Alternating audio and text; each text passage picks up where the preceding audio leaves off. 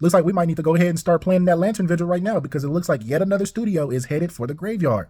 Studio Kai is one of the latest studios to be known to be headed towards insolvency, which basically means they have too much dip on their chip. They are yet another studio that's bit off more than they can chew, and they are facing bankruptcy or some other form of negotiations or, moving the money around, basically. And what's weird is they just had a successful run with Sentenced to Be a Hero. That's a show that I personally really enjoy. So just to let y'all know, this is not a problem just for small studios or people with unknown titles under their belts. This can happen to literally anybody. Do not be surprised when you start seeing some of these really big studios, some that have a very big name for themselves, come out and say, hey, we can't even pay our bills. Our lights are turned off. We have no power. We can't even pay our employees anymore, because that is a growing thing that we're seeing across the industry. Some of your favorite studios, as big as they may be, are not immune to this issue. Even a studio as big as WiT has reported losses in 2025. We're not talking about 5 years ago, 7 years ago. We're talking about last year. Some of these really big studios known for stuff like Attack on Titan, Spy Family, all of these titles that y'all know, they are very big studios and they are headed for the graveyard.